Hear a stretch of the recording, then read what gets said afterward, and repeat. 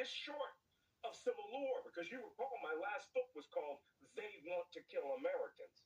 And the they was our Trump supporting neighbors. And now they have a secret police. They literally have a Geheimstaatspolizei, a Gestapo, the ICE out there running around snatching people off the streets with impunity, according to them. When are these senior people, and I'm talking to you, Kamala Harris, I'm talking to you, Barack Obama, I'm talking to you, Mrs. Obama, even though you're not a politician, and Oprah, I'm calling you out too. Whoever you are, we've got to form an alliance. And it doesn't require one person to be in charge. It requires literally the Avengers to be, to assemble and to call a dead stop in a massive press conference and harness the energy of the 76 million people that didn't vote for Trump and then the 80 million people who didn't vote at all and explain to them what's going on. Now, I just find it absolutely fascinating that, my supposed intelligence-based podcast, I would be talking about Uganda under Idi Amin or Burundi or some other country run by a dictator, the way I have to speak about the United States now. When I flew back from Greenland, which, by the way, I've thrown a monkey wrench into their plans to invade. I got the Danes to arm the country. Another podcast about that. Really, I called the prime minister out on their largest national TV show and said, if I were you, I would put armed troops there as exercises. Well, they arrived last week. We can't seem to do that here. We can't seem to save ourselves here. And when I flew back into JFK, my Nexus didn't work. My global entry didn't work. And I kept thinking, these people are going to start using these systems against us.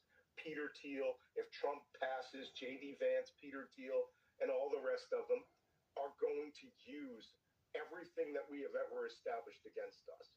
We're already at the point where they're using a Snowden-like system. They're flying UAV reconnaissance flights over Los Angeles that are doing cell phone collection NSA would never do, but they're using a customs drone to do it. Right? When are we going to say this is enough? Or are we just going to go down and I'm going to be the last guy bailing out the boat? I mean, what I would say to that, Malcolm, is, when I think about, Poland during its sort of worst years, Lech Walesa was not a politician. He was a labor leader. I think about Russia, and Alexei Navalny was not a politician either. He was a journalist. He had a media company. Some of them were, Vladimir, that we always had on our show, Karamazov. He's actually a politician. Or you think about Nelson Mandela, who was, the son of a chief. He wasn't a politician at all. And I think that the risk we run is that we count too much on and depend too much on politicians to save us from this mess. It's a burden of what the Democrats are doing to expect Barack Obama or Kamala Harris to get us out of this. They are politicians, and their job is to do politics. It is our job as the American people to find ourselves a leader. Dr. King was not a politician, and he created a second American Revolution. And not one led by, all glory or whatever to George Washington, but he did wear his slave's teeth in his mouth. Yeah, of course. so I'm not a fan. But when I think about revolutionary leaders like Malcolm X, I think about the Black Panthers. They didn't wait for some politician in California to feed children breakfast. They did it. They gave them food when they knew they were hungry. I think about some of the greatest leaders. I think about Medgar Evers, not a politician. Well, he just understood that the people in the Mississippi Delta needed to feel free. They needed to feel free to speak. They needed to feel free to object. They needed enough food to eat. They needed resources. And so he just provided them.